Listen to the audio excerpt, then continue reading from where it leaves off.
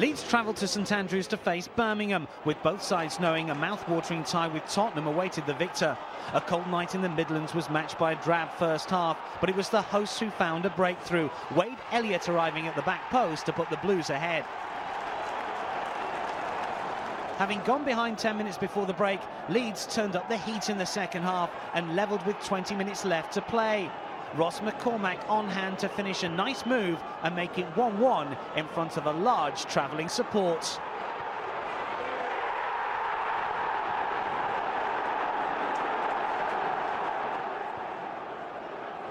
Six minutes later, Leeds were awarded a penalty when Rudolph Austin's cross was blocked by the hand of Paul Robinson, much to the dismay of the home side.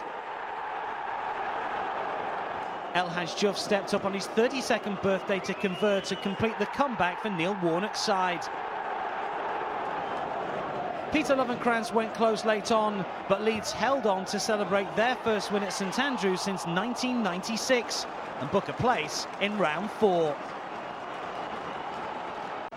The last time Fulham faced Blackpool, Michael Appleton was still in charge. A week is a long time in football, but when Mark Schwartz's disastrous punch fell to the feet of Nathan Delfonso, an upset was on the cards. His simple finish looked set to be the goal that sent the Seasiders into the 4th round and give caretaker manager Steve Thompson a famous victory over Premier League opponents.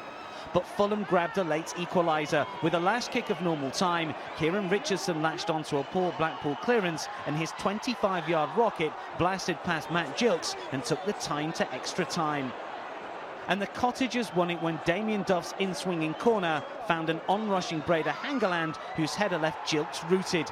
Fulham progress and will face Manchester United for a place in the 5th round. With a lucrative 4th round tie with Chelsea up for grabs, Brentford and Southend had it all to play for at Griffin Park, and it was the Bees who took a first half lead when Paul Hayes poked home Lee Hodson's cross at the back post on the half-hour mark. When Clayton Donaldson was brought down by former Brentford defender Mark Phillips in the second half, Uwe Rosler's team were awarded a spot kick and a chance to double their lead. But Harry Forrester saw his effort from 12 yards saved by another returning Bee, Paul Smith. The stopper had previously spent 4 seasons at Griffin Park.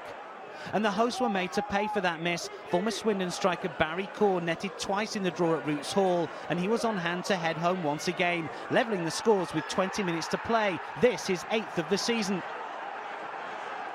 Corr has scored some key goals for the Shrimpers, but nothing like as many as Brentford's main man Donaldson, who smashed home his 18th of a prolific season to restore the home side's 1-goal advantage. It finished 2-1. Brentford will face Chelsea for the first time since 1950. Stoke and Crystal Palace met at the Britannia knowing the winner would face a 4th round tie with Premier League champions Manchester City. Championship high flyers Palace had an opportunity to take the lead when 10 minutes before the break, England defender Ryan Shawcross brought down the talented Wilfried Zaha, conceding a penalty in the process. But Jermaine Easter saw his spot kick kept out by Thomas Sorensen. Stoke's first effort of note came as second-half substitute Kenwyne Jones, subject of much transfer speculation, hit the upright with Lewis Price beaten in the Eagles' goal. That reprieve only lasted a matter of seconds. The Trinidad striker wasn't to be denied as he gave the home side the lead, although Price will be disappointed not to have done better. That looked to be enough for the Potters. That was until Shawcross conceded a second penalty for a clumsy challenge on Jonathan Williams 3 minutes from time. The prolific Glenn Murray made no mistake from the spot, grabbing his 23rd of the season and ensuring the game would go into extra time. After a horror show against Chelsea last Saturday, Jonathan Walters made amends this time out. He made it 2-1 5 minutes into the first period of extra time as he nodded in at the far post to put the hosts ahead. And Walters struck again when in the second period he coolly converted a fine through ball from Jones for his 9th of the season to all but book Stoke's place in round 4. Cameron Jerome added some gloss to the scoreline in the final minute of a freezing night in the Potteries, ensuring a repeat of the 2011 FA Cup final as it finished Stoke 4, Crystal Palace 1. Last time around, Championship high flyers Hull was saved from defeat at home to Leyton Orient by a last-minute equaliser from Nick Proschwitz, and he was on the scoresheet in the replay. Liam Rossigno with the delivery, Proschwitz with the spectacular finish. Orient weren't giving this up without a fight and pulled a goal back late in the second half. Whether Dean Cox was crossing or shooting, only he'll know. But it gave the O's a lifeline and took the game into extra time. Steve Bruce's side went into this game without a win in 2013, but that was all to change. Proschwitz's cross wasn't cleared, and Tom Cairney's low drilled shot beat the dive of goalkeeper Jamie Jones. Hull go into round 4 and face league rivals Barnsley in an all-championship clash. Manchester United against West Ham United in the FA Cup third round replay at Old Trafford. Anderson. Oh, fabulous ball. Hernandez. Rooney! The perfect start for Manchester United. Wayne Rooney back in the starting lineup after 5 games out with a knee injury. Hernandez here could have gone for goal. Instead, he's squared for Rooney, who could hardly miss his 9th of the season. Short corner from Giggs. Well, it's just so easy. Nani with the strike, and what a clearance on the line by Dan Potts. Well, the West Ham defending here left a lot to be desired, but Nani thought he'd scored. Really good clearance by the 18-year-old fullback.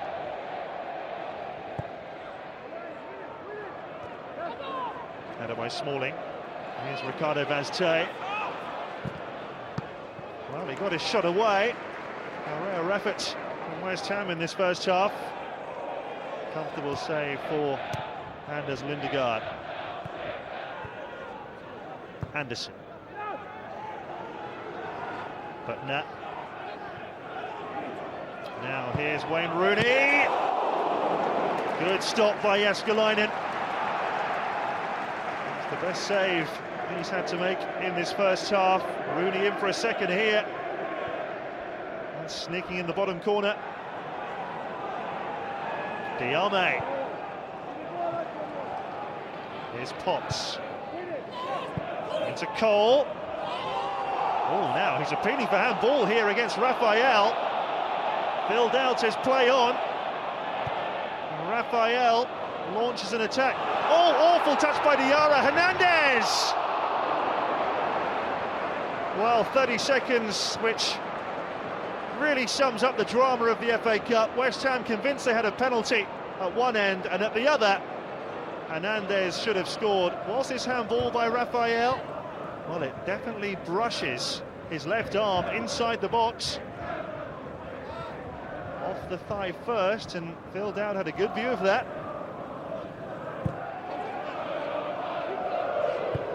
Potts. By Vaz-Tê. Oh, O'Neill. Vaz-Tê and Taylor! Probably West Ham's best chance. Butner here, not a great touch. Vaz-Tê, lovely back heel, teeing up Matty Taylor. Sam Allardyce knows what a great chance that was. His last FA Cup goal 9 years ago, Taylor. Smalling. Oh, he's lost it there, Potts. It's Hernandez. Good smothering save from Jääskeläinen. Still, the second goal won't come for Manchester United. Did well there, Raphael. A decent stop. Giggs. Lovely run. Oh, he's looking for handball. Penalty! Off Jordan Spence. Well, West Ham had a penalty appeal themselves for handball earlier, which wasn't given. This one is. And it's pretty clear. Giggs with the cross onto the hand of Spence. Oh, he's blazed it over. Miles over from Rooney. What a chance to kill the tie. It stays 1-0 to Manchester United. MK Dons were looking to reach the fourth round of the FA Cup for the first time in their history as they entertained Championship side Sheffield Wednesday, and Carl Robinson's side were awarded a penalty just shy of the half-hour mark when Lewis Buxton was spotted with a handful of Dean Bodic's shirts. Sean Williams stepped up to make it 1-0 as he converted his fifth goal of the season. And the game was made safe 15 minutes from time, a moment for former West Ham keeper Stephen Bywater to forget, as he let Bodic's free kick drift all the way in. 2-0 it finished, and a trip to Premier League strugglers QPR awaits, but the result comes amid speculation that boss Robinson has been approached for the vacant manager's position at Championship side Blackpool. We'll have to wait and see where that story goes. It took a dramatic fight back from Sunderland to take this tie to a replay after going 2 goals down at the Reebok Stadium. And it seemed that momentum was still with Martin O'Neill's men as they produced most of the early chances. Adam Johnson had the bit between his teeth and the twinkle in his toes, here denied by goalkeeper Andy Lonergan. Then Craig Gardner came close with a vicious free kick, Lonergan at full stretch to deny the former Villa midfielder. Arguably the best chance fell to defender Titus Bramble, his shot whizzing agonisingly past the post after good work from Stéphane Sessegnon. Into the second half, and Bolton's best move of the game brought them results. Chris Eagles found Darren Pratley bursting into the box, only to be brought down by Jack Colback. Teenager Marvin Sordell stepped up, and his cool finish gave Bolton an unlikely lead, a third of the season for the England under-21 international. Less than 10 minutes later, Bolton doubled their lead. Chris Eagles again involved for the Trotters. His pass released Tyrone Mears, whose delivery wasn't cleared. Sordell showing that poacher's instinct to make it 2-0. Dougie Freedman's side through. They'll face Everton in round 4. QPR and West Brom are experiencing life at opposite ends of the Premier League table, but with Rangers' form picking up, it was to be an entertaining third-round replay at the Hawthorns. The hosts made the early running, and England stopper Robert Green was at full stretch to deny Romelu Lukaku's goal-bound header. Moments later, Jade Bothroyd, returning from a loan spell at Sheffield Wednesday, tried his luck from range, but Buzz Myhill was equal to it in the Baggies' goal. Green was to have a busy evening for the visitors. Once again, the former West Ham keeper called into action, this time denying Jerome Thomas.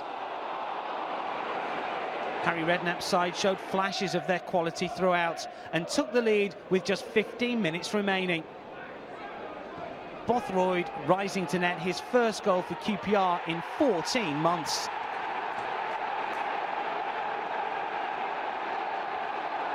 That goal spurred Albion into action, but Green was equal to everything thrown at him. Marcus Rosenberg, the latest man to be denied by the 32-year-old's heroics. As Steve Clarke's side launched an assault on the Rangers' goal, Rosenberg was once again denied his first goal of the season by Green.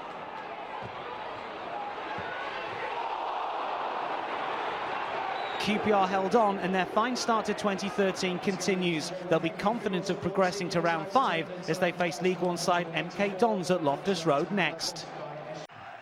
Wigan made the trip to take on Bournemouth, fresh in the knowledge the Cherries hadn't lost in their previous 18 games, but the Premier League side made their class tell midway through the first half. Maro Baselli capitalising on a mistake from Harry Arter to make it 1-0 in some style. The home side valiantly battled and came within inches of equalising in the first half. Eunan O'Kane beating Mike Pollitt, but not the frame of the goal. Wigan went in search of a killer second goal, and Baselli would have grabbed what would have been a decisive double, but for a fine save from Shawan Jalal. Mark Pugh nearly made the Latics pay for wasting their chances, but the hosts were once again left frustrated by the woodwork. In an end-to-end game, Noah Dicko should have made it 2-0, but the former Strasbourg striker somehow fired wide. It didn't matter though, 1 goal enough for Wigan as they march on to round 4. Well, a cold night in North London as Arsenal set about Swansea City for the second time in this third round of the FA Cup, and Coquelin in the team, Arteta injured. Good strike from the midfield player. Certainly was. Chico Flores, as he did for most of the night, won a lot of balls in the box. He heads it out, and Coquelin returned it. Good save from Vaughan. Kyle Bartley will be wondering about these two games against his old club, because he hit the bar down in South Wales and he hit the frame of the goal here. And we talk about fine margins in cup ties. What a great effort it was. He's always stretching for it. Gets in behind Vermaelen. This was the last act of the first half. It bounced perfectly for Vermaelen, it seemed. But he couldn't take the opportunity. I talked about Flores winning some balls in the air. That wasn't a good header from him. Off Mertesacker, and Vermaelen should really finish it. I think that summed up Swansea's defending at times. Given away by Bartley then. And fine pass by Diaby. Question about a push on Walcott. He was moaning, having missed. But really, he kept his balance well enough to have taken that chance. Great pass from Diaby. He read the ball that Bartley tried to play into the front player. Walcott did everything right. Chipped it over the goalkeeper, just the wrong side of the goal.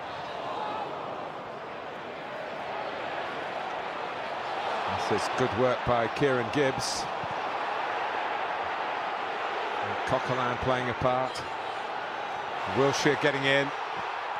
Parried by Vaughan. Walcott with, it seemed, plenty to aim at. And Danny Graham pointing to where it hit him. Up at the top of the arm, or top of the chest. Close call, difficult one for the referee, but bang on. He's absolutely spot on, because if he'd have got that one wrong, not only would he have given a penalty, he'd have had to have sent Danny Graham off.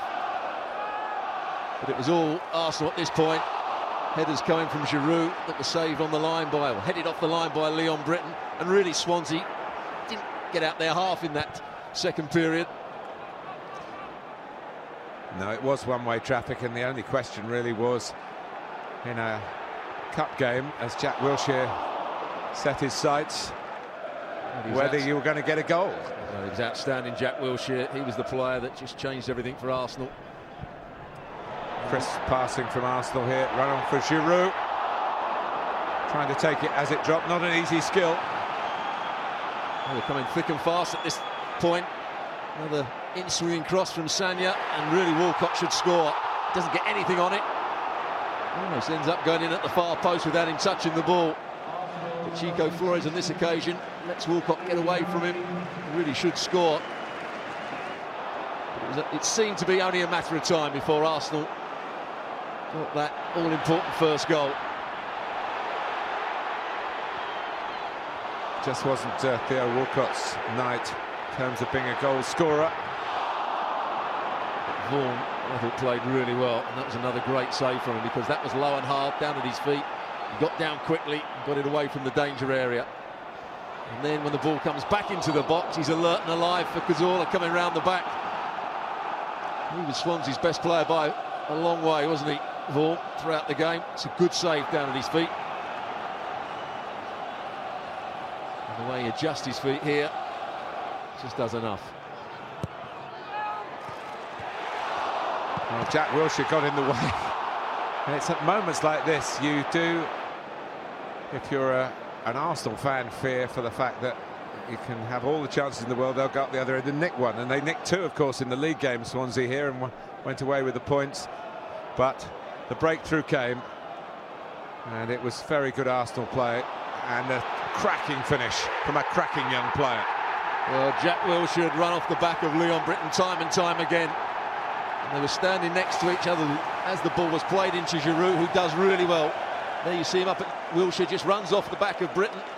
Set up nicely for him, and once it's set up, you always fancy him to hit the target. And what a great strike it was. Laces on the back of the ball. Superb goal. There's your match-winning moment for Arsenal and Jack Wilshere.